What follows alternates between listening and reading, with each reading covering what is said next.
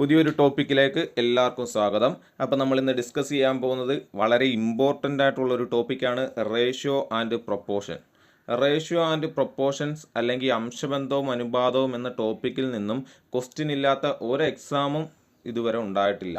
എന്ന് വെച്ചാൽ ഏതൊരു എക്സാം എടുത്താലും അതിനകത്ത് ഈ അംശബന്ധവും അനുപാതവും സംബന്ധിച്ച ഒരു ക്വസ്റ്റ്യനെങ്കിലും അതിനകത്ത് ഉണ്ടായിരിക്കും. അപ്പോൾ റേഷ്യോ ആൻഡ് പ്രൊപ്പോർഷൻ എന്ന് വെച്ചാൽ അത്രയ്ക്ക് ഇമ്പോർട്ടൻ്റ് ആയിട്ടുള്ളൊരു ടോപ്പിക്കാണ്. ഈ ടോപ്പിക്കിൽ നിന്നുള്ള ക്വസ്റ്റ്യൻ മസ്റ്റാണ്. അതുകൊണ്ട് റേഷ്യോ ആൻഡ് പ്രൊപ്പോർഷൻ എന്നുള്ള ടോപ്പിക്ക് നല്ല വൃത്തിയായിട്ട് പഠിക്കുക. അതും എളുപ്പമുള്ള വഴിയിലൂടെ നിങ്ങളിലേക്ക് ആ ക്വസ്റ്റ്യൻസ് നമ്മൾ എത്തിക്കുന്നതായിരിക്കും, നിങ്ങളെ പഠിപ്പിച്ചെടുക്കുന്നതായിരിക്കും. ഓക്കെ, ബന്ധം എന്നുള്ളത് നമ്മൾ ഡെയിലി നമ്മുടെ ലൈഫിൽ ഉണ്ടാകുന്ന ചെറിയ ചെറിയ കാര്യങ്ങൾ പോലും ഈ അംശബന്ധം അല്ലെങ്കിൽ റേഷ്യോയുമായി ബന്ധപ്പെട്ട് കിടക്കുന്ന കുറച്ച് കാര്യങ്ങളുണ്ട്. നമ്മൾ ദിവസയാതെ അറിഞ്ഞുകൊണ്ടോ നമ്മൾ ഉപയോഗിക്കുന്ന ഒരുപാട് കാര്യങ്ങൾ എന്തുമായി ബന്ധപ്പെട്ടിട്ടുണ്ട്? റേഷ്യോ എന്ന് പറയുന്ന കാര്യവുമായി ബന്ധപ്പെട്ടിട്ടുണ്ട്. എന്തൊക്കെയാണെന്ന് നോക്കാം. എന്താണ് ഈ റേഷ്യോ എന്ന് ആദ്യം നോക്കാം. ഒരേ യൂണിറ്റിലുള്ള രണ്ട് അളവുകൾ തമ്മിലുള്ള ബന്ധത്തെ സൂചിപ്പിക്കുന്നതാണ് റേഷ്യോ എന്ന് പറയുന്നത്. എന്താണ്? ഒരേ യൂണിറ്റ് ഉള്ളത്, അത് ഇമ്പോർട്ടൻ്റ് ആയിട്ടുള്ളൊരു പോയിൻ്റാണ്. എന്തായിരിക്കും? സെയിം യൂണിറ്റ്, ഒരേ യൂണിറ്റിലുള്ള രണ്ട് വസ്തുക്കൾ തമ്മിലുള്ള ബന്ധത്തെ സൂചിപ്പിക്കുന്നതാണ് റേഷ്യോ അല്ലെങ്കിൽ അംശബന്ധം. ഓക്കെ ആണല്ലോ. ഇനി വേറൊരു രീതി പറയാം. രണ്ട് സംഖ്യകളെ താരതമ്യപ്പെടുത്താൻ ആ സംഖ്യയുടെ ഭിന്നം ഉപയോഗിക്കുന്നു. ഈ ഭിന്നതമാണ് അവയുടെ അംശബന്ധം എന്നും നമ്മൾ പറയാറുണ്ട്. ഡെഫിനിഷനൊക്കെ കേൾക്കുമ്പം കുറച്ച് പാടാന്ന് വിചാരിക്കുവാണെങ്കിൽ സിമ്പിളായിട്ട് നമുക്ക് പഠിക്കാം. ദേ നോക്കിക്കോ, നമ്മൾ പറയാറുണ്ട് മണലും സിമൻറ്റും അല്ലേ? ഏറ്റവും ബെസ്റ്റ് എക്സാമ്പിളായിട്ട് നമ്മൾ എടുക്കുന്നു മണലും സിമൻറ്റും. നമ്മൾ പറയും മൂന്ന് ചട്ടി മണലിന് ഒരു ചട്ടി സിമൻറ്റ് അല്ലേ? ഇത് ആണ് നമ്മുടെ അംശബന്ധം എന്ന് പറയുന്നത്. നോക്കിയേ, രണ്ടും സെയിം യൂണിറ്റാണ്, രണ്ടും സെയിം അളവാണ് അല്ലേ? നമ്മളെന്താ പറഞ്ഞത്? 3 ചട്ടി മണലിന് ഒരു ചട്ടി സിമൻറ്റ്. ഇതാണ് നമ്മൾ സാധാരണയായിട്ട് ഉപയോഗിക്കാറുള്ളത് അല്ലേ? ഇത് നമ്മുടെ ലൈഫിൽ നമ്മൾ പറയാറുള്ളൊരു കാര്യമാണ്. അത് എന്തുമായിട്ട് ബന്ധപ്പെട്ടിരിക്കുന്നു? അംശബന്ധവുമായി ബന്ധപ്പെട്ടിരിക്കുന്നു. ഈ പറയുന്നതിനെയാണ് റേഷ്യോ എന്ന് പറയുന്നത്. ഇങ്ങനെ പറയുന്നതിനെയാണ് റേഷ്യോ എന്ന് പറയുന്നത്. ഓക്കെ ആണോ? എന്താ പറഞ്ഞേക്കുന്നത്? 3 ചട്ടി മണലിന് ഒരു ചട്ടി സിമൻറ്റ് അല്ലേ? എന്ന് പറഞ്ഞു കഴിഞ്ഞാൽ വീട് വെക്കാൻ നേരത്ത് നമ്മൾ ഉപയോഗിക്കുന്നത് 3 ചട്ടി മണലും ഒരു ചട്ടി സിമൻറ്റും മാത്രമാണോ? അല്ല. നമ്മൾ ഇതിങ്ങനെ കൂടുന്നതനുസരിച്ച് അല്ലേ, 6 ചട്ടി മണലെടുക്കുമ്പോൾ നമ്മൾ എന്ത് ചെയ്യും? 2 ചട്ടി സിമൻറ്റ് എടുക്കും. അതേപോലെ ഇവിടെ മണലിൻ്റെ അളവ് കൂടുന്നതനുസരിച്ച് ഇവിടെ 9 ചട്ടി എടുക്കുമ്പോൾ നമ്മൾ എന്ത് ചെയ്യും? 3 ചട്ടി സിമൻറ്റ് എടുക്കും അല്ലേ? അപ്പോൾ ഇങ്ങനെ അളവ് നമുക്ക് ആവശ്യത്തിനനുസരിച്ച് അളവ് ഇങ്ങനെ കൂടുമ്പോൾ എന്ത് ചെയ്യും?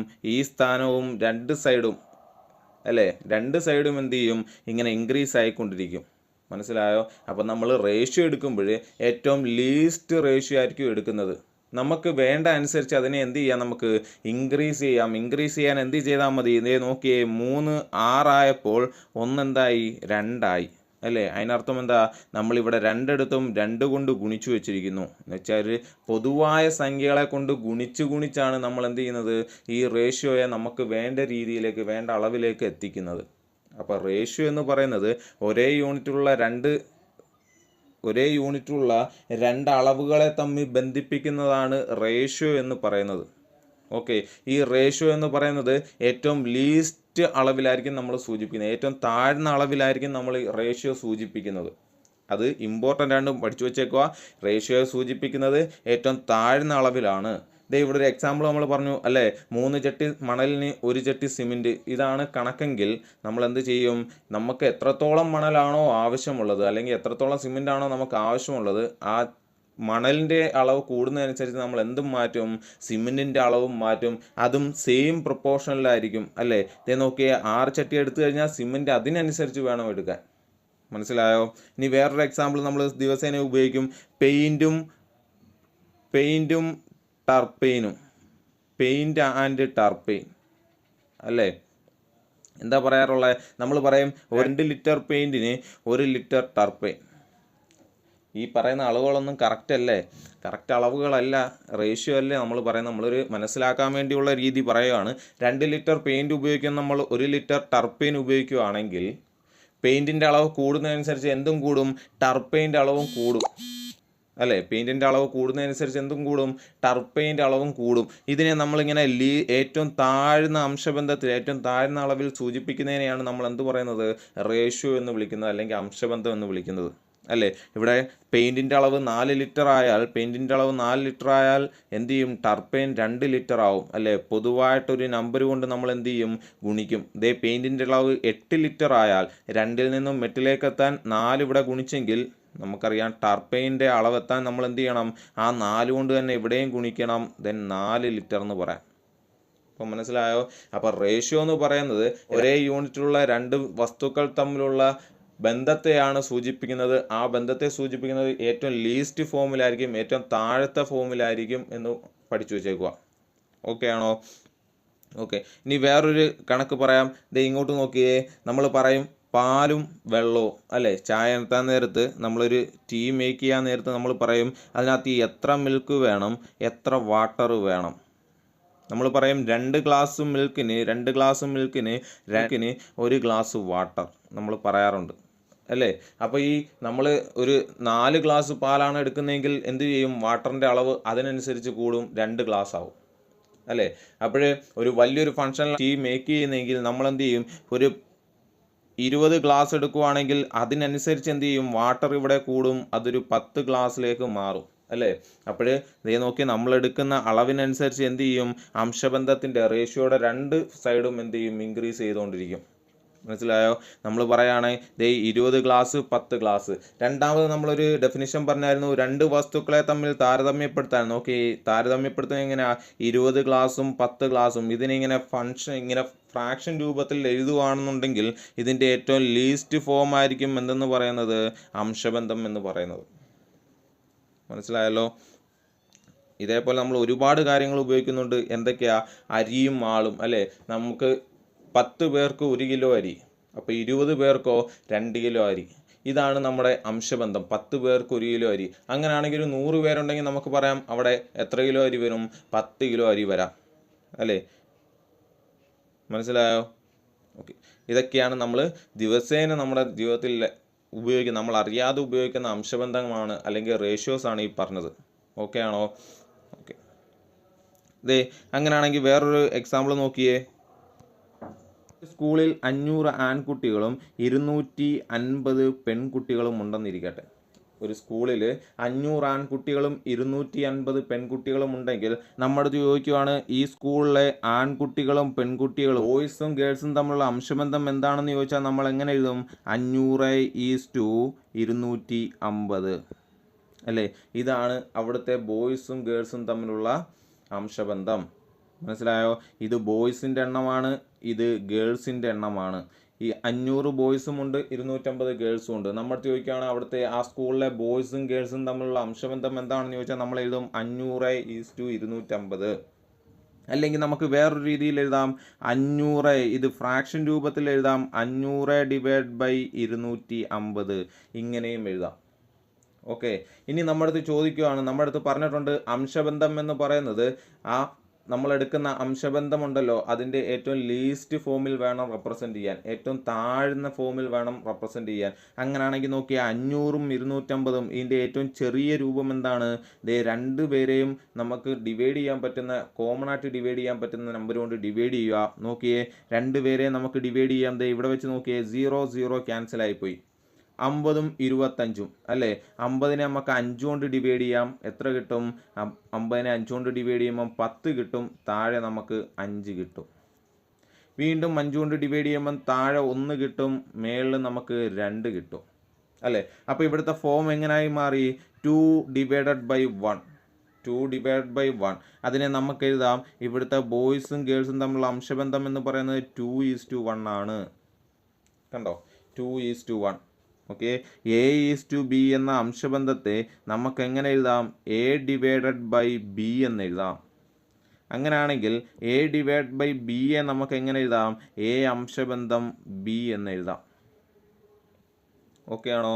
അപ്പം നമുക്കൊരു അംശബന്ധം തന്നു കഴിഞ്ഞാൽ നമ്മൾ അതിനെ റെപ്രസെൻ്റ് ചെയ്യുന്നത് അതിൻ്റെ ഏറ്റവും ചെറിയ ഫോമിലായിരിക്കും. ഓക്കെ. ഇവിടെ ബോയ്സും ഗേൾസും തമ്മിലുള്ള അംശബന്ധം, ആ സ്കൂളിലെ അംശബന്ധം 2:1 ആണ്. എന്ന് വെച്ച് കഴിഞ്ഞാൽ ആ സ്കൂളിൽ മൊത്തം നമുക്ക് ഒരു 3 വിദ്യാർത്ഥികളെ എടുത്തു കഴിഞ്ഞാൽ, ആ സ്കൂളിലെ 3 വിദ്യാർത്ഥികളെ എടുത്തു കഴിഞ്ഞാൽ അതിൽ 2 പേര് ബോയ്സും ഒരാൾ ഗേൾസും ആയിരിക്കും. മനസ്സിലായോ? നമ്മളൊരു 3 വിദ്യാർത്ഥികളെ എടുക്കുകയാണെങ്കിൽ അവിടെ 2 പേര് എന്തായിരിക്കും? ബോയ്സ് ആയിരിക്കും, ഒരാൾ ഗേൾസ് ആയിരിക്കും. അതിനർത്ഥം ആ സ്കൂളിൽ മൊത്തം 3 പേരുണ്ടെന്നാണോ അർത്ഥം? അല്ല. ആ സ്കൂളിൽ ഇനിയും ആൾക്കാരുണ്ട്, പക്ഷെ അവിടുത്തെ ഗേൾസും ബോയ്സും തമ്മിലുള്ള അംശബന്ധം അവർ തമ്മിൽ എങ്ങനെയായിരിക്കും? 3 പേരെടുത്ത് അതിൽ 2 പേര് എന്തായിരിക്കും? ബോയ്സ് ആയിരിക്കും, ഒരാൾ ഗേൾ ആയിരിക്കും. ഇതാണ് അംശബന്ധം. അതെ, വേറൊരു എക്സാമ്പിൾ പറയാണ്. നമ്മൾ ദോശയ്ക്കും ഇഡ്ഡലിക്കൊക്കെ മാവ് എടുക്കുമല്ലോ. മാവ് എടുക്കാൻ നേരത്ത് നമ്മൾ പറയും, ദേ ഒരു എക്സാമ്പിൾ പറയുകയാണെ, 5 കപ്പ് അരിക്ക് 1 കപ്പ് ഉഴുന്ന്, അല്ലേ? 5 കപ്പ് അരിക്ക് 1 കപ്പ് ഉഴുന്ന്. 5 കപ്പ് അരിക്ക് 1 കപ്പ് ഉഴുന്ന്. നോക്കിയേ, ഇവിടുത്തെ അംശബന്ധം എന്ന് പറയുന്നത് എന്താണ്? 5:1 ആണ്, അല്ലേ? ഇവിടുത്തെ അംശബന്ധം എന്ന് പറയുന്നത് 5:1 ആണ്, അല്ലേ? ഇവിടെ നമുക്ക് കൂടുതൽ മാവാണ് വേണ്ടെങ്കിൽ നമ്മൾ എന്ത് ചെയ്യും? കൂടുതൽ അരി എടുക്കും. കൂടുതൽ അരി എടുക്കുകയാണെങ്കിൽ ഇപ്പം 10 കപ്പ് അരി എടുത്തു കഴിഞ്ഞാൽ അതിനനുസരിച്ച് ഉഴുന്ന് എന്ത് ചെയ്യും? കൂടും, അല്ലേ? ഉഴുന്ന് 2 കപ്പാവും, അല്ലേ? ഈ 5 10 ആകണമെങ്കിൽ 5 × 2 ചെയ്യണം. അപ്പോൾ ഈ 1 × 2 ചെയ്ത് കഴിഞ്ഞാൽ നമുക്ക് 2 കപ്പ് ഉഴുന്നെന്നും കിട്ടും. അപ്പം കോമൺ ആയിട്ടൊരു നമ്പർ വെച്ച് ഇങ്ങനെ ഗുണിച്ച് പോകണം. ഓക്കെ, ഇനി വേറൊരു രീതി പറയുകയാണ്. നോക്കിയേ, നമ്മൾ 5 കപ്പ് അരിയും 1 കപ്പ് ഉഴുന്നും എടുത്തു കഴിഞ്ഞാൽ നമുക്ക് എത്ര കപ്പ് കിട്ടും? ടോട്ടൽ 6 കപ്പ് കിട്ടും, അല്ലേ? ടോട്ടൽ എത്ര കപ്പ് കിട്ടും? 6 കപ്പ് സാധനം കിട്ടും. ആ 6 കപ്പിൽ 5 കപ്പ് എന്താണ്? അരിയാണ്. 6 കപ്പിൽ 5 കപ്പ് എന്താണ്? അരിയാണ്. അപ്പോൾ ഇവിടുത്തെ അരിയുടെ അളവെടുത്തു കഴിഞ്ഞാൽ നമുക്ക് എങ്ങനെ എഴുതാം? 5/6 ആണ്. അരിയുടെ അളവെന്ന് പറയുന്നത് എന്താണ്? 5/6 ആണ്. മനസ്സിലായോ? ഇത് മൊത്തത്തിൽ 5ഉം 1ഉം 6, അല്ലേ? 5ഉം 1ഉം 6. അപ്പോൾ 6 കപ്പ് സാധനത്തിൽ 5 കപ്പ് അരിയാണ്. അങ്ങനെയാണെങ്കിൽ ഇവിടുത്തെ ഉഴുന്നിൻ്റെ അളവ് എന്തായിരിക്കും? ഉഴുന്നിൻ്റെ അളവെന്ന് പറയുന്നത് 1 കപ്പായിരിക്കും. എത്ര കപ്പിൽ? 6 കപ്പ് സാധനത്തിൽ 1 കപ്പ് ഉഴുന്നായിരിക്കും. മനസ്സിലായോ? അപ്പോൾ ഓരോന്നിൻ്റെയും വാല്യൂ എടുക്കുകയാണെങ്കിൽ നമുക്ക് എങ്ങനെ എഴുതാം? ഒരു അംശബന്ധം തന്നിട്ട് അതിലെ ഓരോന്നിൻ്റെ അളവുമാണ് നമ്മൾ എടുക്കുന്നതെങ്കിൽ നമുക്ക് എങ്ങനെ എഴുതാം? നമുക്ക് ടോട്ടലിനകത്തിൽ നിന്നും ആ സാധനത്തിൻ്റെ അളവ് എന്താണോ അത് മാത്രമായിട്ട് എടുക്കാം. ഓക്കെ ആണല്ലോ? മനസ്സിലായോ? വേറൊരു എക്സാമ്പിൾ പറയുകയാണെങ്കിൽ, നമ്മുടെ ഒരു ക്ലാസ്സിലെ ആൺകുട്ടികളും പെൺകുട്ടികളും തമ്മിലുള്ള അംശബന്ധം 2:3 ആണെങ്കിൽ, ബോയ്സും ഗേൾസും തമ്മിലുള്ള അംശബന്ധം, ഒരു ക്ലാസ്സിലെ ബോയ്സും ഗേൾസും തമ്മിലുള്ള അംശബന്ധം 2:3 ആണെങ്കിൽ നമുക്ക് പറയാം ആ ക്ലാസ്സിൽ 5 കുട്ടികളുണ്ടെങ്കിൽ, നോക്കിയേ, 2+3, അല്ലേ? ഇതിനർത്ഥം എന്താ? ആ ക്ലാസ്സിൽ 5 കുട്ടികളുണ്ടെങ്കിൽ അതിൽ 2 പേര് ആരായിരിക്കും? ബോയ്സ് ആയിരിക്കും. അപ്പം ബോയ്സിൻ്റെ അളവിനെ നമുക്ക് എങ്ങനെ എടുക്കാം? 2/5 എന്ന് എടുക്കാം. മനസ്സിലായോ? ഒരു ക്ലാസ്സിൽ 5 കുട്ടികളുണ്ടെങ്കിൽ, 5 മാത്രമല്ലേ, 5 കുട്ടികളല്ല ആ ക്ലാസ്സിലുള്ള, അതിൻ്റെ ഏറ്റവും ലീസ്റ്റ് ഫോമാണ്, അല്ലേ? 5 കുട്ടികൾ ഉണ്ടെങ്കിൽ അവിടെ 2 കുട്ടികൾ ബോയ്സ് ആയിരിക്കും. അവിടുത്തെ ഗേൾസിൻ്റെ അളവെടുക്കാൻ പറഞ്ഞു കഴിഞ്ഞാൽ, ഗേൾസിൻ്റെ എണ്ണം എടുക്കാൻ പറഞ്ഞു കഴിഞ്ഞാൽ നമ്മൾ എന്ത് പറയും? അവിടെ 5 കുട്ടികളുണ്ടെങ്കിൽ അതിൽ 3 പേര് എന്തായിരിക്കും? ഗേൾസ് ആയിരിക്കും. മനസ്സിലായോ? ഇതിനെ നമുക്കിങ്ങനെ റെപ്രസെൻ്റ് ചെയ്യാം. അപ്പോൾ അംശബന്ധം എന്താണെന്ന് മനസ്സിലായല്ലോ. അംശബന്ധം എന്ന് വെച്ച് കഴിഞ്ഞാൽ ഒരേ യൂണിറ്റുള്ള, അത് ഇമ്പോർട്ടൻ്റ് ആണ്, സെയിം യൂണിറ്റ് ആയിരിക്കണം. ഇമ്പോർട്ടൻ്റ് ആയിട്ടുള്ള പോയിൻ്റാണ്, സെയിം യൂണിറ്റ് ആയിരിക്കണം. നമ്മൾ അംശബന്ധം എടുക്കുന്ന 2 പേരും സെയിം യൂണിറ്റ് ആയിരിക്കണം അവരുടേത്. വേറൊരു പ്രത്യേകത എന്ന് വെച്ച് കഴിഞ്ഞാൽ നമ്മൾ എടുക്കുന്ന അംശബന്ധം ഏറ്റവും ലീസ്റ്റ് ഫോം ആയിരിക്കണം. ഏറ്റവും ചെറിയ ഫോമിലായിരിക്കണം നമ്മൾ അംശബന്ധം പറയേണ്ടത്. ഓക്കെ ആണോ? അപ്പോൾ അംശബന്ധം എന്നുള്ളതിന് ഒരു ക്ലാരിറ്റി കിട്ടിയല്ലോ. എന്താണ് അംശബന്ധം? നമ്മൾ ദിവസേന ഉപയോഗിക്കുന്ന സാധനങ്ങളാണ്, ദിവസേന ഉപയോഗിക്കുന്ന റിലേഷനാണ് ഇത്. ഇതാണ് അംശബന്ധം എന്ന് മനസ്സിലായല്ലോ. ഇനി നോക്കാം, എന്താണ് അനുപാതം? അംശബന്ധം പഠിച്ചു. ഇനി എന്താണ് അനുപാതം അല്ലെങ്കിൽ പ്രൊപ്പോർഷൻ എന്നും കൂടെ പറയാം. നമ്മളൊരു അംശബന്ധം പറയുന്നു, A:B എന്ന് പറയുന്നൊരു അംശബന്ധം എടുക്കുന്നു. ഈ അംശബന്ധം വേറൊരു അംശബന്ധത്തിലോട് ഈക്വൽ ആയാൽ, 2 അംശബന്ധം എടുക്കുന്നു. A:B എന്നൊരു അംശബന്ധം എടുക്കുന്നു. അതേപോലെ C:B എന്നൊരു അംശബന്ധം എടുക്കുന്നു. ഇത് തമ്മിൽ ഈക്വൽ ആണെങ്കിൽ, തുല്യമാണെങ്കിൽ, 2 അംശബന്ധങ്ങൾ തമ്മിൽ തുല്യമാണെങ്കിൽ നമുക്ക് അതിനെ പറയാം ഈ അംശബന്ധം പ്രൊപ്പോർഷൻ ആണ് അല്ലെങ്കിൽ അനുപാതമാണ്. മനസ്സിലായോ? എന്താ പറഞ്ഞത്? രണ്ട് അംശബന്ധങ്ങൾ എടുക്കുന്നു. ആ രണ്ട് അംശബന്ധങ്ങൾ തമ്മിൽ തുല്യമാണെങ്കിൽ, നമുക്ക് പറയാം ആ അംശബന്ധങ്ങൾ എന്താണ്?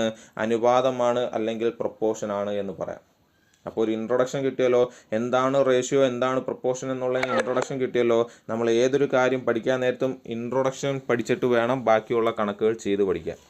ഓക്കെ, അല്ലാതെ കുറേ എളുപ്പ വഴികൾ പഠിച്ചു വെച്ച് കഴിഞ്ഞാൽ നമുക്കത് പിന്നീട് ബുദ്ധിമുട്ടുണ്ടാവും.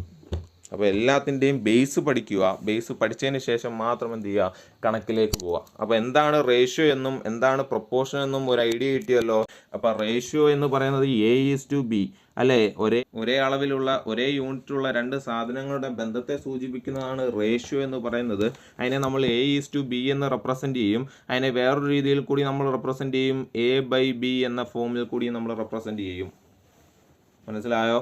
അപ്പോൾ A:B എന്ന് പറയുന്നത് രണ്ട് സാധനങ്ങൾ അല്ലെങ്കിൽ രണ്ട് വസ്തുക്കൾ തമ്മിലുള്ള ബന്ധത്തെ സൂചിപ്പിക്കുന്നു എന്ന് പറഞ്ഞു. ആ ബന്ധത്തിൻ്റെ ഏറ്റവും ലീസ്റ്റ് ഫോം ആയിരിക്കും എപ്പോഴും A:B എന്ന് പറയുന്നത്. ഓക്കെ ആണല്ലോ. അപ്പോൾ അടുത്ത് നമ്മൾ നോക്കേണ്ടത് ഇതിനകത്തിലെ ഇമ്പോർട്ടൻ്റ് ഫോർമുലാസ് നോക്കണം. ഓക്കെ, ഇതേ നോക്കിയേ. A:B എന്ന് പറയുന്ന ഒരു റേഷ്യോയുടെ ഡ്യൂപ്ലിക്കേറ്റ് റേഷ്യോ ആണ് A²:B². എന്താ പറഞ്ഞത്? A:B ഡ്യൂപ്ലിക്കേറ്റ് റേഷ്യോ ആണ് A²:B². A:B ഡ്യൂപ്ലിക്കേറ്റീവ് റേഷ്യോ ആണ് A²:B². അതേപോലെ A:B ട്രിപ്ലിക്കേറ്റീവ് റേഷ്യോ ആണ് A³ നോക്കിയാൽ ട്രിപ്പിൾ അല്ലേ? ട്രിപ്പിൾ എന്ന് വെച്ച് കഴിഞ്ഞാൽ ക്യൂബ്. അപ്പം A:B ട്രിപ്ലിക്കേറ്റീവ് റേഷ്യോ ആണ് A³ A:B ഡ്യൂപ്ലിക്കേറ്റീവ് റേഷ്യോ ആണ് A²:B². നോക്കിയേ, A:B സബ് ഡ്യൂപ്ലിക്കേറ്റീവ് റേഷ്യോ. ഇവിടെ ഡ്യൂപ്ലിക്കേറ്റീവ് റേഷ്യോ A²:B² ആണെങ്കിൽ സബ് ഡ്യൂപ്ലിക്കേറ്റീവ് റേഷ്യോ എന്തായിരിക്കും? √A:√B ആയിരിക്കും. ഇനി A:B ആണെങ്കിൽ A:B സബ് ട്രിപ്ലിക്കേറ്റീവ് റേഷ്യോ ആണെങ്കിൽ നമുക്ക് എങ്ങനെ പറയാം? √A:√B എന്ന് എഴുതാം. ഓക്കെ, അപ്പോൾ ഇത് ഇത്രയും പഠിച്ചു വെച്ചേക്കുക. A:B ഡ്യൂപ്ലിക്കേറ്റീവ് റേഷ്യോ എന്ന് വെച്ചാൽ A²:B². സബ് ഡ്യൂപ്ലിക്കേറ്റീവ് റേഷ്യോ എന്ന് പറഞ്ഞാൽ √A:√B. ഇനി ട്രിപ്ലിക്കേറ്റീവ് റേഷ്യോ എന്ന് പറഞ്ഞു കഴിഞ്ഞാൽ നമ്മൾ പഠിച്ചു വെച്ചേക്കുക A³:B³. സബ് ട്രിപ്ലിക്കേറ്റീവ് റേഷ്യോ എന്ന് പറഞ്ഞാൽ √A:3/B. മനസ്സിലായല്ലോ? നമുക്ക് ഡയറക്റ്റ് ക്വസ്റ്റ്യൻ ഇതിനകത്ത് നിന്ന് വരും. നമുക്ക് റേഷ്യോ എന്നിട്ട് അതിൻ്റെ ഡ്യൂപ്ലിക്കേറ്റീവ് റേഷ്യോ ചോദിക്കാം, ചിലപ്പോൾ ട്രിപ്ലിക്കേറ്റീവ് റേഷ്യോ ചോദിക്കാം, സബ് ഡ്യൂപ്ലിക്കേറ്റീവ് ചോദിക്കാം, അല്ലെങ്കിൽ സബ് ട്രിപ്ലിക്കേറ്റീവ് ചോദിക്കാം. ഓക്കെ, അടുത്ത ക്വസ്റ്റ്യനിലേക്ക് നമ്മൾ പഠിക്കാൻ പോകുന്ന ഫസ്റ്റ് ക്വസ്റ്റ്യനിലേക്ക് പോകുന്നു. മോഡൽ 1 ഫസ്റ്റ് ക്വസ്റ്റ്യൻ ആണ്. നോക്കിയേ, ഫസ്റ്റ് ക്വസ്റ്റ്യൻ നോക്കിയേ. 9000 രൂപ 4:5 എന്ന അംശബന്ധത്തിൽ എയ്ക്കും ബിക്കും വീതിച്ചു നൽകിയാൽ എയുടെ വിഹിതം എന്ത്? എന്താ ക്വസ്റ്റ്യൻ? 9000 രൂപയുണ്ട്. 9000 രൂപ 4:5 എന്ന അംശബന്ധത്തിലാണ് വീതിച്ചു നൽകുന്നത്. 4:5 എന്ന അംശബന്ധത്തിലാണ് വീതിച്ചു നൽകുന്നത്. ഇവിടെ റേഷ്യോ ആണ് പറഞ്ഞത് അല്ലേ, അല്ലാതെ 9000 രൂപ 4 രൂപയും 5 രൂപയായിട്ട് വീതിച്ചു നൽകിയെന്നല്ല. 9000 രൂപയെ 4:5 എന്ന അംശബന്ധത്തിൽ എയ്ക്കും ബിക്കും വീതിച്ചു നൽകിയാൽ എയുടെ വിഹിതം എന്ത്? ഓക്കെ, നോക്കാം. നമ്മൾ പഠിച്ചു 9000 രൂപയെ നമുക്കിങ്ങനെ 9 ആയിട്ട് ഭാഗിച്ചു കഴിഞ്ഞാൽ 9000 രൂപയെ ഇങ്ങനെ 9 ആയിട്ട് ഭാഗിച്ചു കഴിഞ്ഞാൽ അതിൽ 4 പാർട്ട്, 4 ഭാഗം എയ്ക്കും ബാക്കി 5 ഭാഗം ബിക്കുമാണ്. ഓക്കെ, അപ്പോൾ ഇവിടെ ടോട്ടൽ എത്രയായിട്ടാണ് നമ്മൾ ഭാഗിച്ചേക്കുന്നത്? 4 + 5 9 ആയിട്ടാണ് നമ്മൾ ഭാഗിച്ചേക്കുന്നത്. അപ്പോൾ 9000 രൂപയെ നമ്മൾ 9 ആയിട്ട് ഭാഗിച്ചു കഴിഞ്ഞാൽ അതിലെ 4 ഭാഗം എയ്ക്കും ബാക്കിയുള്ള 5 ഭാഗം ബിക്കുമാണ്. ഇതാണ് അർത്ഥം. നമ്മുടെ ക്വസ്റ്റ്യൻ്റെ അർത്ഥമാണ് ഈ പറഞ്ഞേക്കുന്നത്. നമുക്ക് തന്ന അംശബന്ധം ഉണ്ടല്ലോ 4:5, അതിൻ്റെ അർത്ഥം എന്താ?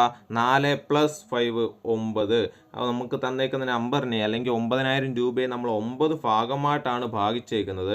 അതിൽ A:B അല്ലെ എയുടെ അംശബന്ധം എന്ന് പറയുന്നത് 4 ആണ്. എന്ന് വെച്ചാൽ എയ്ക്ക് അതിലെ 4 ഭാഗമുണ്ട്. എന്ന് വെച്ചാൽ 4/9. 9 ആയിട്ട് ഭാഗിച്ചതിനകത്തിൽ 4 ഭാഗം മാർക്കാണ് എയ്ക്കാണ്. 9 ആയിട്ട് ഭാഗിച്ചതിനകത്ത് 4 ഭാഗം മാർക്കാണ് എയ്ക്കാണ്. അങ്ങനെയാണെങ്കിൽ ബിയുടെ ഭാഗം എന്ന് പറഞ്ഞു നോക്കിയേ. ബിയുടെ ഭാഗം എന്തായിരിക്കും? 9 ആയിട്ട് ഭാഗിച്ചതിനകത്തിൽ 5 ഭാഗം ബിക്കായിരിക്കും. മനസ്സിലായോ? അപ്പോൾ ഓരോരുത്തരുടെയും ഭാഗം എഴുതിയത് വിഹിതം എഴുതിയത് മനസ്സിലായോ? എന്താ, ഒരു നമ്പറിനെ അല്ലെങ്കിൽ 9000 എന്ന് പറയുന്ന നമ്പറിനെ 9 ഭാഗിച്ചു കഴിഞ്ഞിട്ട് അതിൽ 4 ഭാഗം എയ്ക്കും 5 ഭാഗം ബിക്കുമാണ്. മനസ്സിലായോ? ഓക്കെ, ഇനി നമ്മുടെ അടുത്ത് ക്വസ്റ്റ്യൻ പറഞ്ഞതെന്ന് വെച്ചാൽ ഈ എയുടെ ഭാഗമുണ്ടല്ലോ 4/9, അത് എത്രയാണ്? 9000ൻ്റെ 4/9 എത്രയാണ് എന്നാണ് ക്വസ്റ്റ്യൻ അല്ലേ? എയുടെ വിഹിതമാണല്ലോ 4/9. ആ 4/9 എത്രയാണ്? 9000ൻ്റെ 4/9 എത്രയാണ് എന്നാണ് ക്വസ്റ്റ്യൻ. ഒന്നും നോക്കാനില്ലാതെ നോക്കിയേ, 9000 ഇൻറ്റു 4/9. 9000 ഇൻറ്റു 4/9 ദേ ചെയ്ത് നോക്കിയേ. 9ഉം 9ഉം തമ്മിൽ ക്യാൻസലായി 1 അല്ലേ? അപ്പോൾ 1000 ഇൻറ്റു 4 4000. 1000 into 4 4000, option A. മനസ്സിലായോ?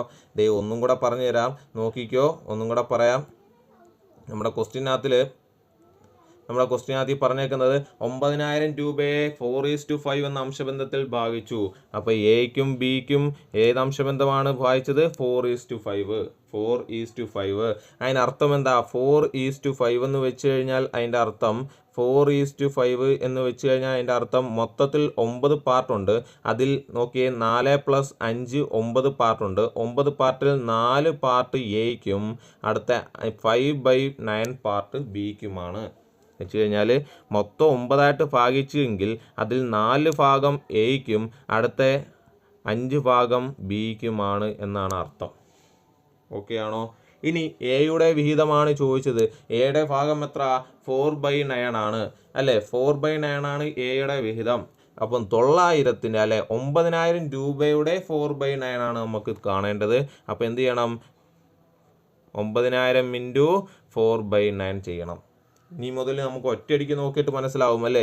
ഇനി എന്ത് ചെയ്യണം? ഇനി മുതൽ ഇത്രയും കാണുമ്പോഴേ നമുക്ക് ചെയ്യാൻ കഴിയണം. എങ്ങനെ ചെയ്യുന്നത്? ദേ നോക്കിയേ, 9000 ആണ് ടോട്ടൽ ഉള്ളത്. ഇൻറ്റു ഇനി ഇവിടുത്തെ എയുടെ വിഹിതം എന്താ?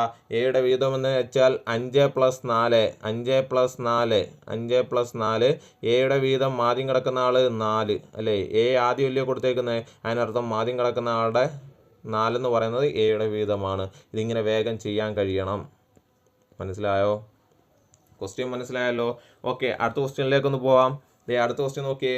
3000 രൂപയെ 8:7 എന്ന അംശബന്ധത്തിൽ അരുണിനും അരവിന്ദിനും വീതിച്ചു നൽകിയാൽ അരുണിൻ്റെ വിഹിതം എന്ത്? ഇവിടെ നോക്കിയേ, അരുണും അരവിന്ദും. അപ്പം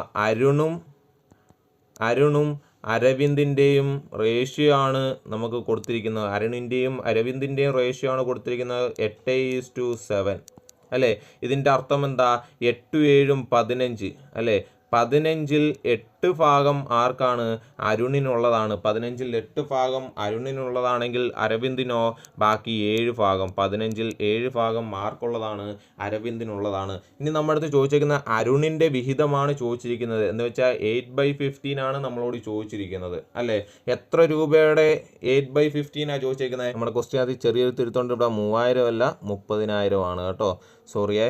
അപ്പോൾ 30,000 ആകുമ്പോൾ ഇവിടെ 2000 കൊണ്ട് നമ്മൾ ക്യാൻസൽ ചെയ്യും. ദെൻ 2 16 16,000 രൂപ. Then option D answer. Option D ആണ് കറക്റ്റ് ആൻസർ. മനസ്സിലായല്ലോ? ഇനി നമ്മുടെ അടുത്ത് ഡയറക്റ്റ് ചോദിക്കുകയാണ് അരവിന്ദിൻ്റെ വിഹിതം എന്താണെന്ന് ചോദിച്ചു കഴിഞ്ഞാൽ നമ്മൾ എന്ത് ചെയ്യും? ഈ 30,000നെ എന്തുകൊണ്ട് ഇൻറ്റു ചെയ്യും? 30,000നെ 7/15 കൊണ്ട് ഇൻറ്റു ചെയ്യും. അതായിരിക്കും ആരുടെ വിഹിതം? അരവിന്ദിൻ്റെ വിഹിതം. നോക്കിയേ, അരവിന്ദിൻ്റെ വിഹിതം നോക്കിയേ. 30,000 / 15 ചെയ്യുമ്പോൾ നമുക്ക് 2000 എന്ന് കിട്ടും. 2 × 7 14,000. കണ്ടോ? ഇത് അരവിന്ദിൻ്റെ വിഹിതമാണ്. ഇത് അരുണിൻ്റെ വിഹിതമാണ്. ഇത് അരവിന്ദിൻ്റെ വിഹിതമാണ്. നോക്കിയേ, 30,000 രൂപയുണ്ടെങ്കിൽ 16,000 രൂപ അരുണിനും 14,000 രൂപ അരവിന്ദിനുമാണ്. അതാണ് ഇതിൻ്റെ പറച്ചിനെ ഈ റേഷ്യോ തരുന്നതിൻ്റെ അർത്ഥം. കണ്ടോ? 8:7 എന്ന റേഷ്യോയിലാണ് വായിക്കുന്നതെങ്കിൽ 16,000 രൂപ അരുണിനും 14,000 രൂപ അരവിന്ദിനുമാണ്. ഓക്കെ, ഇത് രമ്യൊന്ന് പ്ലസ് ചെയ്ത് നോക്കിയേ. 16ഉം 14ഉം കൂടെ പ്ലസ് ചെയ്ത് നോക്കിയേ, നമുക്ക് 30,000 എന്ന് കിട്ടില്ലേ? അപ്പോൾ ഈ 30,000 രൂപയെ 16,000 രൂപ അരുണിനും 14,000 രൂപ അരവിന്ദിനുമായിട്ടാണ് ഭാഗിക്കുന്നത്. അതാണ് ഇതിൻ്റെ അർത്ഥം. ഓക്കെ, അടുത്ത ക്വസ്റ്റ്യൻ നോക്കിയേ. 1400 കുട്ടികൾ പഠിക്കുന്ന ഒരു സ്കൂളിലെ ആൺകുട്ടികളുടെയും പെൺകുട്ടികളുടെയും അംശബന്ധം 4:3 ആയാൽ ആൺകുട്ടികളുടെ എണ്ണം എത്ര? 4:3 ആയാൽ ആൺകുട്ടികളുടെ എണ്ണം എത്ര? ഇവിടെ നോക്കിയേ, കുട്ടികളുടെയും പെൺകുട്ടികളുടെയും അംശബന്ധമാണ് 4:3 അല്ലേ? ബോയ്സിൻ്റെയും ഗേൾസിൻ്റെയും അംശബന്ധമാണ് എന്ത് 4:3. ഇനി ഇതിനകത്തിൽ നമുക്ക് നമ്പർ ഓഫ് ബോയ്സിൻ്റെ എങ്ങനെ എടുക്കാം, ബോയ്സിൻ്റെ ഭാഗം എങ്ങനെ എടുക്കാം, ബോയ്സിൻ്റെ ഭാഗം എങ്ങനെ റെപ്രസെൻ്റ് ചെയ്യാം? ദേ നോക്കിയേ, 4 + 3 7 അല്ലേ, 7-ൽ 4 ഭാഗം ബോയ്സും ബാക്കി 7-ൽ 3 ഭാഗം ഗേൾസുമാണ്. ഇതാണല്ലോ അർത്ഥം അല്ലേ. മൊത്തം 7 ഭാഗമുണ്ട്, 4 + 3 7 ഭാഗമുണ്ട്. ആ 7 ഭാഗത്തിൽ 4 ഭാഗം ബോയ്സും ബാക്കി 3 ഭാഗം ഗേൾസുമാണ്. നമ്മുടെ അടുത്ത് ചോദിച്ചിരിക്കുന്നത് എന്തുവാ, ആൺകുട്ടികളുടെ എണ്ണം എത്രയാണെന്നാണ് ചോദിച്ചിരിക്കുന്നത്. 1400 പേരിൽ ആൺകുട്ടികളുടെ എണ്ണം എത്രയാണ്? അപ്പോൾ നമ്മൾ എന്ത് ചെയ്യണം, 1400 ഇൻറ്റു ഇവിടുത്തെ ബോയ്സിൻ്റെ ഭാഗം എത്ര, 4/7, ദെൻ 4/7. മനസ്സിലായോ? എത്ര കിട്ടും? ദേ 1400-ഉം 7-ഉം കൂടെ ക്യാൻസൽ ചെയ്യാം. ഇവിടെ എത്ര കിട്ടും, 200 എന്ന് കിട്ടും. 24 8 800 എന്ന ആൻസർ കിട്ടും. Option A 800. സിമ്പിൾ അല്ലേ? മനസ്സിലായല്ലോ. ഓക്കെ, അപ്പോൾ അടുത്തൊരു ക്വസ്റ്റ്യനും കൂടെ ഒന്ന് ചെയ്ത് നോക്കിയേ. 5000 കുട്ടികൾ പഠിക്കുന്ന ഒരു സ്കൂളിലെ ആൺകുട്ടികളുടെയും പെൺകുട്ടികളുടെയും അംശബന്ധം 3:2 ആണ്. ഇവിടുത്തെ അംശബന്ധം 3:2 ആണ്, ആൺകുട്ടികളുടെയും പെൺകുട്ടികളുടെയും. ഇത് വെച്ച് നമുക്ക് പറയാം ഇവിടുത്തെ ബോയ്സിൻ്റെ ഭാഗം അല്ലേ, ബോയ്സ് എത്ര ഭാഗം കാണും ഇവിടെ, 5 3/5 ആയിരിക്കും ബോയ്സിൻ്റെ ഭാഗം. ഗേൾസിൻ്റെ ഭാഗം 2/5 ആയിരിക്കും അല്ലേ. 3 + 2 5.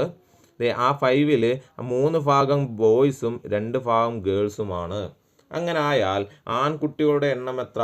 5000-ൽ ആൺകുട്ടികളുടെ എണ്ണം കണ്ടുപിടിക്കാൻ എന്ത് ചെയ്യണം, 5000 ഇൻറ്റു ഇവിടെ ബോയ്സിൻ്റെ ഭാഗം എത്ര, 3/5. ആ 3/5 ഇൻറ്റു ചെയ്യുക. ഇവിടെ ക്യാൻസൽ ചെയ്ത് കഴിഞ്ഞാൽ 1000, then 1000 ഇൻറ്റു 3 3000 എന്ന് കിട്ടി. മനസ്സിലായോ? ഓക്കെ ആണോ? ഓക്കെ, ഇതേ അടുത്തൊരു മോഡൽ നോക്കിയോ. നെക്സ്റ്റ് മോഡൽ നോക്കിയോ. 7000 കുട്ടികൾ പഠിക്കുന്ന ഒരു സ്കൂളിലെ ആൺകുട്ടികളുടെയും പെൺകുട്ടികളുടെയും അംശബന്ധം 4:3 ആയാൽ ആൺകുട്ടികളും പെൺകുട്ടികളും തമ്മിലുള്ള വ്യത്യാസം എന്ത്? ഇവിടെ ആൺകുട്ടികളുടെ എണ്ണമല്ല ചോദിച്ചേക്കുന്നത്, പെൺകുട്ടികളുടെ എണ്ണമല്ല ചോദിച്ചേക്കുന്നത്, ആൺകുട്ടികളും പെൺകുട്ടികളും തമ്മിലുള്ള വ്യത്യാസമാണ് ചോദിച്ചിരിക്കുന്നത്. ആൺകുട്ടികളും പെൺകുട്ടികളും തമ്മിലുള്ള വ്യത്യാസമാണ് ചോദിച്ചിരിക്കുന്നത്. ഇവിടെ നോക്കിയേ, നമുക്ക് പറയാം ഈ അംശബന്ധം വെച്ച് നമ്മളൊന്ന് പറഞ്ഞേ. മൊത്തം 7 പേരുണ്ടെങ്കിൽ അതിൽ 4 പേര് ബോയ്സ് ആണ്, ബാക്കി 3 പേര് ഗേൾസ് ആണ് അല്ലേ. മൊത്തം ഒരു ക്ലാസ്സിൽ, ആ ക്ലാസ്സിലെ ഏറ്റവും ചെറിയ ഫോം എടുക്കുവാണ്, ആ ക്ലാസ്സിൽ 7 പേരെ ഉള്ളെങ്കിൽ അതിൽ 4 പേര് ആൺകുട്ടികളായിരിക്കും, 3 പേര് പെൺകുട്ടികളായിരിക്കും അല്ലേ. അങ്ങനെയാണെങ്കിൽ ഈ ആൺകുട്ടികളും പെൺകുട്ടികളും തമ്മിലുള്ള വ്യത്യാസം എത്രയാണെന്ന് നോക്കിയേ.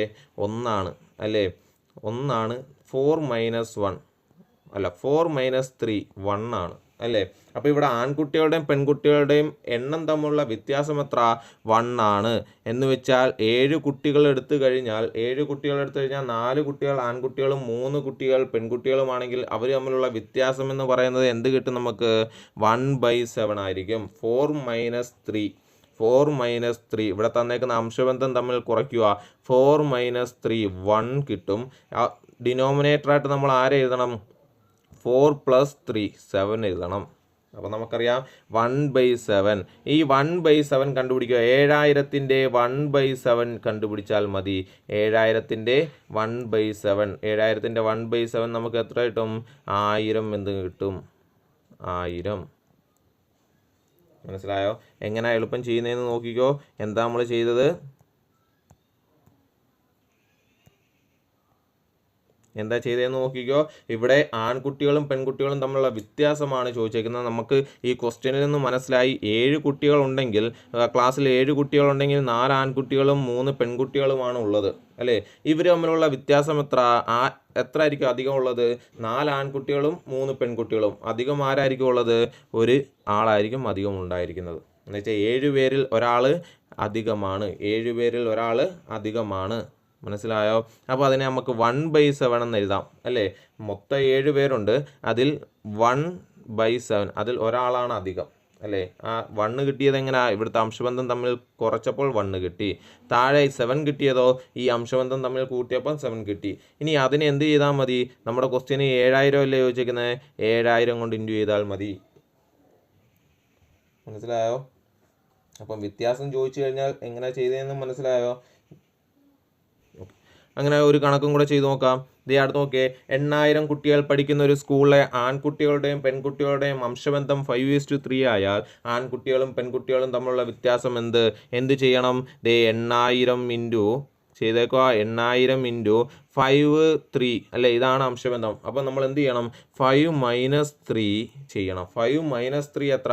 2. അപ്പോൾ നമ്മളിവിടെ 2 എഴുതും. താഴെ എന്ത് ചെയ്യും? ഡിനോമിനേറ്റർ ആയിട്ട് 5 + 3 8 കിട്ടും അല്ലേ. 5 + 3 ഡിനോമിനേറ്റർ ആയിട്ടും എഴുതണം അല്ലേ. ഇക്വൽ ടു നമുക്ക് ചെയ്യുമ്പോൾ എന്ത് കിട്ടും? 2000 എന്ന് കിട്ടും. മനസ്സിലായോ? ഓക്കെ ആണോ? അടുത്ത കണക്ക് നോക്കിയേ, 5000 കുട്ടികൾ പഠിക്കുന്ന ഒരു സ്കൂളിലെ ആൺകുട്ടികളുടെയും പെൺകുട്ടികളുടെയും അംശബന്ധം 3:2 ആയാൽ ആൺകുട്ടികളുടെയും പെൺകുട്ടികളുടെയും തമ്മിലുള്ള വ്യത്യാസം എന്ത് ചെയ്യണം? വ്യത്യാസം കണ്ടുപിടിക്കാൻ നമ്മൾ എന്ത് ചെയ്യണം? 5000 ഇൻറ്റു ഇവിടുത്തെ ടോട്ടൽ നമ്പർ ഓഫ് സ്റ്റുഡൻസ് എന്ന് പറയുന്ന 5000 ആണ്. 5000 ഇൻറ്റു ഇനി എന്ത് ചെയ്യണം? 3 - 2 അല്ലേ, ഇവിടുത്തെ അംശബന്ധം തമ്മിൽ കുറയ്ക്കണം. 3:2 അല്ലെങ്കിൽ 3 - 2 നമുക്ക് 1 കിട്ടും. താഴെ എന്ത് ചെയ്യണം? 3 + 2 5 ചെയ്യണം. നമുക്ക് കിട്ടും 1000. ആൻസർ എത്ര കിട്ടി? 1000.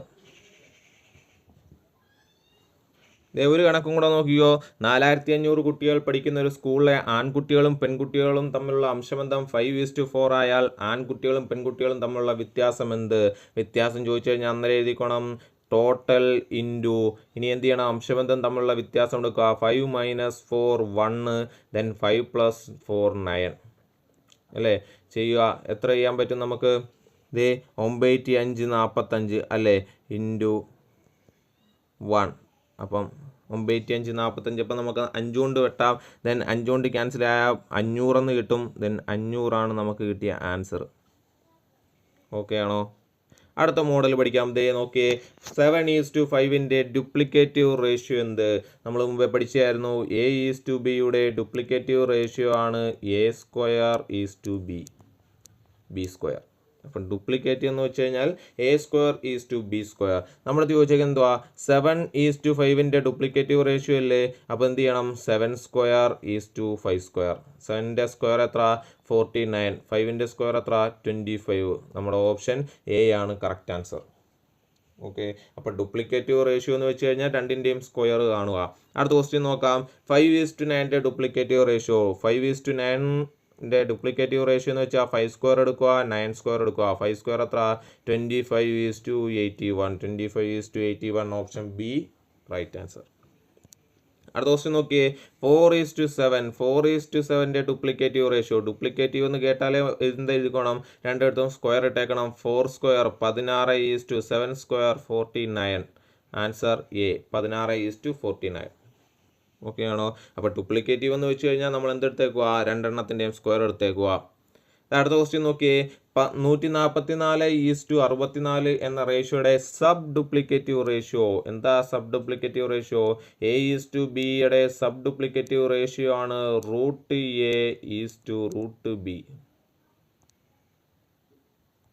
√A:√B ആണ് സബ് ഡ്യൂപ്ലിക്കേറ്റീവ് റേഷ്യോ. അപ്പോൾ ഡ്യൂപ്ലിക്കേറ്റീവ് എന്ന് വെച്ചാൽ സ്ക്വയർ വരും, സബ് ഡ്യൂപ്ലിക്കേറ്റീവ് എന്ന് വെച്ച് കഴിഞ്ഞാൽ റൂട്ട് വരും.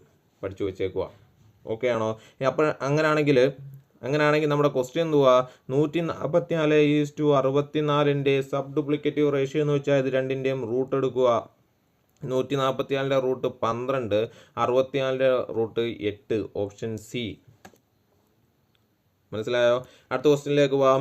81:49. 81:49 സബ് ഡ്യൂപ്ലിക്കേറ്റീവ് റേഷ്യോ. സബ് ഡ്യൂപ്ലിക്കേറ്റീവ് എന്ന് പറഞ്ഞാൽ റൂട്ട് എടുക്കുക. √81 9 കിട്ടും, √49 7 കിട്ടും അല്ലേ. ആൻസർ എത്ര? 9:7. ഓക്കെ. അടുത്ത ക്വസ്റ്റ്യൻ നോക്കിയേ, 25:4 എന്ന റേഷ്യോയുടെ സബ് ഡ്യൂപ്ലിക്കേറ്റീവ് എടുക്കുക. സബ് ഡ്യൂപ്ലിക്കേറ്റീവ് എന്ന് വെച്ച് കഴിഞ്ഞാൽ റൂട്ട് എടുക്കുക. √25 5 കിട്ടും, √4 2 കിട്ടും. 5:2 ആൻസർ. എളുപ്പമല്ലേ? ഓക്കെ. അപ്പോൾ നമ്മൾ ഇന്ന് ഏകദേശം ഒരു 4 മോഡൽ പഠിച്ചിട്ടുണ്ട്. ബാക്കി വരും വീഡിയോകളിൽ നമ്മൾ ഇതിൻ്റെ കൂടുതൽ ക്വസ്റ്റ്യൻസ് ചെയ്യുന്നതായിരിക്കും, കൂടുതൽ രീതിയിലുള്ള ക്വസ്റ്റ്യൻസ് ചെയ്യുന്നതായിരിക്കും. ഇനി അങ്ങോട്ട് വരുന്ന വീഡിയോസാണ് ഇമ്പോർട്ടൻ്റ്. എപ്പോഴും നമുക്ക് ചോദിക്കാറുള്ള കുറേ ക്വസ്റ്റ്യൻസ് ഉൾപ്പെടുത്തിക്കൊണ്ടാണ് ഇനിയുള്ള വീഡിയോസ് നമ്മൾ വരുന്നത്. അപ്പോൾ എല്ലാവരും വീഡിയോസ് കാണുക, സപ്പോർട്ട് ചെയ്യുക, സബ്സ്ക്രൈബ് ചെയ്യുക മറക്കരുത്. അപ്പോഴേ പുതിയ വീഡിയോ ആയിട്ട് വരുന്നവരെ ബൈ.